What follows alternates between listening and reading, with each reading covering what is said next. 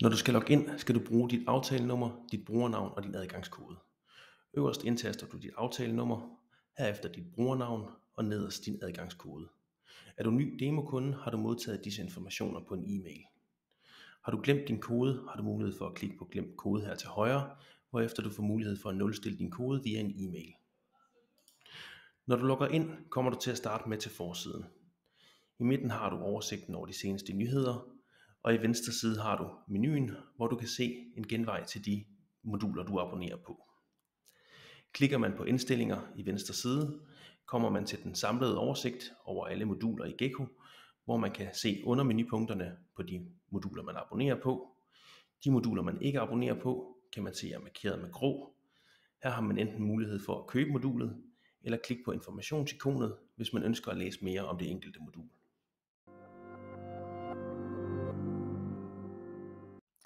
Øverst i systemet har du mulighed for at søge efter en kunde. Man kan søge på en lang række oplysninger, som f.eks. telefonnummer, e-mail eller navn.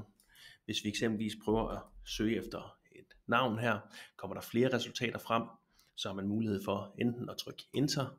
Hvis man trykker Enter, får man en liste over de kunder, der matcher kriterierne. Man kan også, når man står oppe i søgefeltet, klikke på den kunde, man ønsker at komme ind på.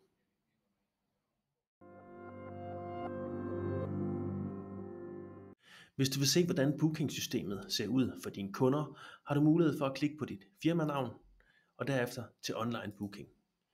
Bookingsystemet vil nu åbne op i et nyt vindue, så du kan se, hvordan det ser ud for dine kunder. Hvis du vil tilpasse, hvordan bookingsystemet ser ud over for dine kunder, har du mulighed for at klikke ind under indstillinger og temaer og styling.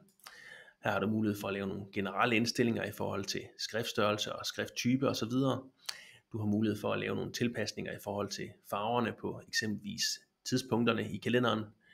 Der er mulighed for at lave nogle tilpasninger i forhold til inputfelterne og farver på knapper og hvilken form de eksempelvis skal have. Derudover er der mulighed for at lave noget tilpasning i forhold til menuen og de her brødkrummer, der er igennem systemet.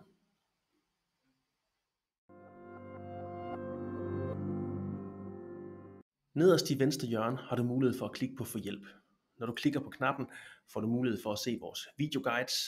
Der er et link til vejledninger under ofte stillede spørgsmål og se alle guides, hvor du får et samlet overblik over guidesen til brugen af systemet. Du kan også se vores kontaktoplysninger yderst til højre, hvis du har brug for at kontakte os med dine spørgsmål. Oversigten over videoguides og vejledninger tilpasser sig alt efter, hvor man er i systemet.